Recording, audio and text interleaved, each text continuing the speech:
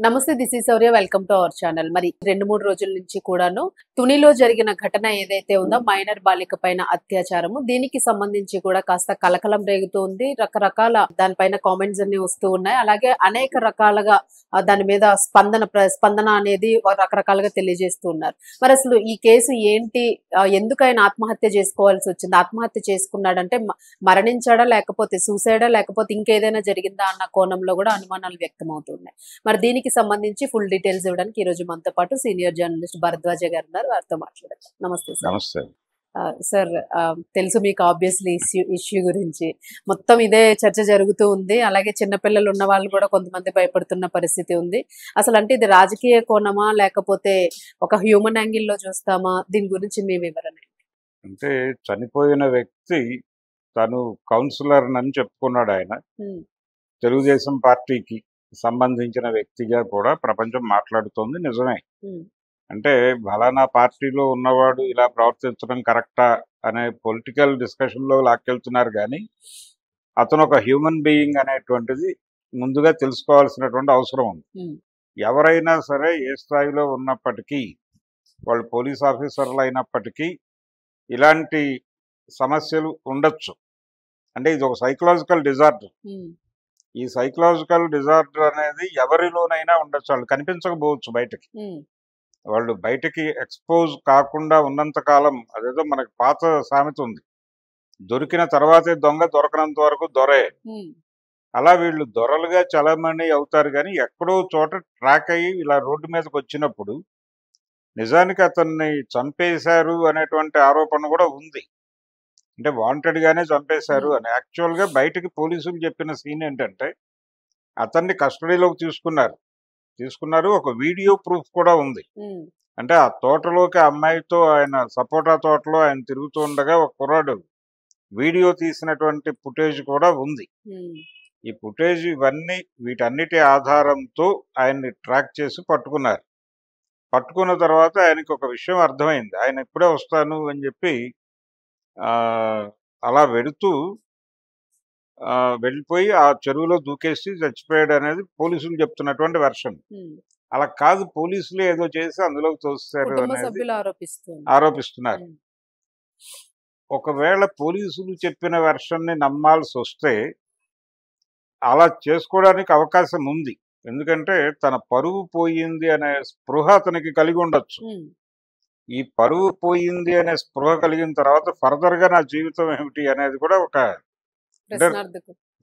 Already కొట్టారు వాళ్ళు. Already ఆ అమ్మాయి తాలూకా పేరెంట్స్, ఆ ఊరి వాళ్ళు ఆయన మీద అటాక్ చేశారు. ఈ అటాక్ చేసిన సందర్భంగానే అతను అయిపోయింది, నా పొలిటికల్ కెరియర్, పర్సనల్ లైఫ్ మొత్తం సంక్షోభంలో పడిపోయింది అనేటువంటి ఒక డిప్రెషన్లోకి వెళ్ళుంటాడు. వెళ్ళి, అంటే ఈ సైకలాజికల్ డిజార్డర్ ఉన్న వాళ్ళు బయట పడనంతసేపు ఉమ్, వాళ్ళు చాలా హంబుల్ గాను, చాలా జెంటిల్ గాను, చాలా పెద్ద మనుషులుగాను ఉంటారు. బయట పడే వరకు మాత్రమే. బయట ఉమ్, పడిన తర్వాత వాళ్ళు, అప్పటి వరకు వాళ్ళు నిర్మించుకున్న కోట ఒకటి ఉంటుంది బయట, వాళ్ళ క్యారెక్టర్కి సంబంధించి. అవును. ఆ కోట కుప్పకూలిపోయింది అనే విషయం వాడికి అర్థమైనప్పుడు, ఆ పెంచుకున్న క్యారెక్టర్ ఏ ఎత్తులో ఉంటుందో కరెక్ట్గా అంతే సైజు గొయ్యి ఏర్పడుతుంది వాడి మనసులో. ఆ గొయ్యి ఏర్పడిన తర్వాత వాడు బతకటం అనవసరం అనే అభిప్రాయానికి వెళ్ళి ఉండొచ్చు. ఉమ్, కాబట్టి పోలీసులు చెప్తున్న దానిలో అతను దూకి చచ్చిపోయాడు, ఆత్మహత్య చేసుకున్నాడు అని చెప్పడంలో హేతుబద్ధత లేదు అని అనుకోనక్కర్లేదు. మేబీ ఆ క్రైసిస్లో నుంచి ఆయన దూకేసి ఉండొచ్చు కూడా. ఉమ్, జరిగిన క్రైమ్ ఏమిటి? జరిగిన క్రైమ్ నిజమే అయి ఉంటే, అంటే ఇప్పటికీ దర్యాప్తు జరుగుతోంది దాని మీద.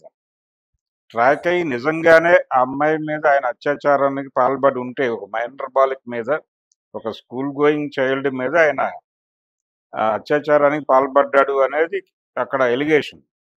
అది నిజమే అవడానికి అవకాశం ఉంది. ఆయన తాతయ్య వయసు, ఆ అమ్మాయి మనవరాలు అనుకున్నప్పటికీ ఏ వయసు వాళ్ళని కూడా నమ్మటానికి అవకాశం లేదు. అంటే ఆ మధ్య ఒక 20 ఏళ్ల క్రితం తేజ్దీప్ కౌర్ అని ఒక పోలీస్ ఆఫీసర్ ఒక ఆవిడ ఉండేది.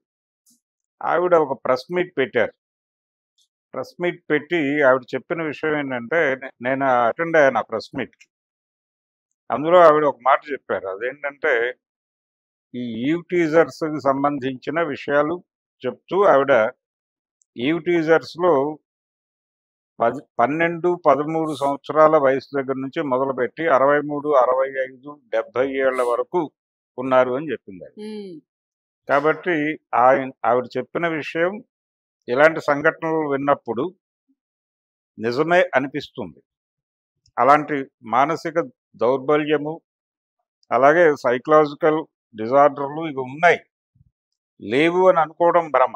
ఉమ్, వాళ్ళ ఫ్యామిలీ మెంబర్స్ తెలియకపోవచ్చు, కానీ చాలా మంది బయటకు చాలా గొప్ప వ్యక్తులుగా కనిపించే వాళ్ళలో కూడా ఈ ఈ లక్షణాలు ఉంటాయి. ఉమ్, అవి కొన్ని సందర్భాల్లో ఇంట్లో వాళ్ళకి తెలిసినప్పటికీ బయట ప్రపంచానికి ఎక్స్పోజ్ కాకుండా కాపాడుకుందామనే ప్రయత్నం చేస్తారు, ఉమ్, ప్రికాషన్స్ తీసుకుంటూ.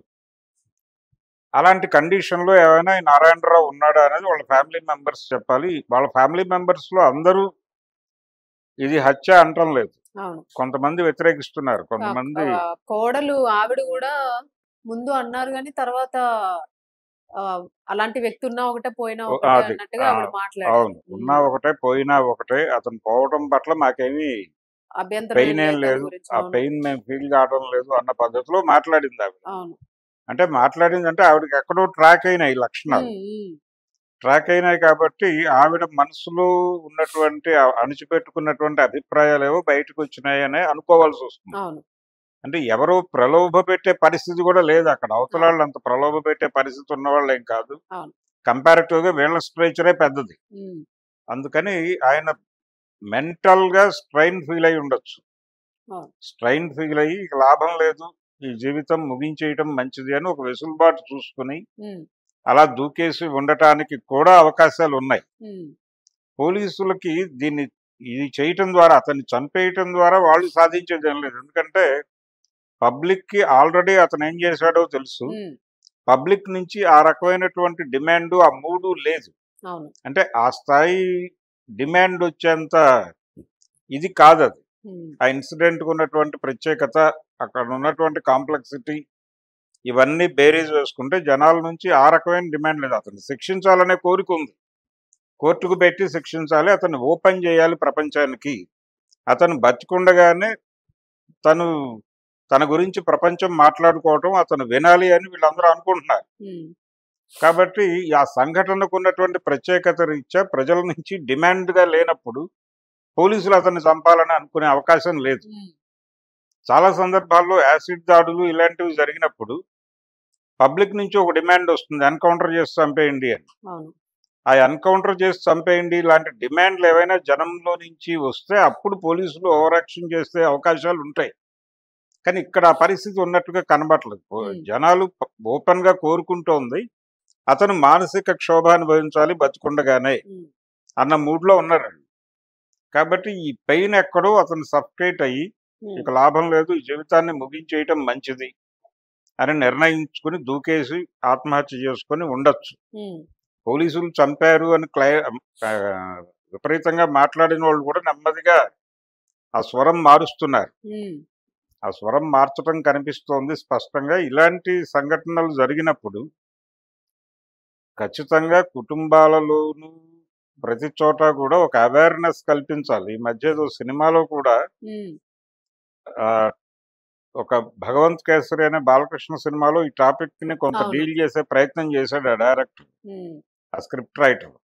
అంటే పిల్లలకి ఆ రకమైన అవేర్నెస్ ఇవ్వాలి, వాళ్ళు ఏ రూపంలోనైనా రావచ్చు, ఏ ఉమ్, రూపంలో తండ్రి అంటే బాబాయ్ అని రావచ్చు, మావయ్య అని రావచ్చు, తాతయ్య అని రావచ్చు, ఏ రూపంలో వచ్చినా గాని తమకి ప్రమాదం తలపెడుతున్నాడు ఇతను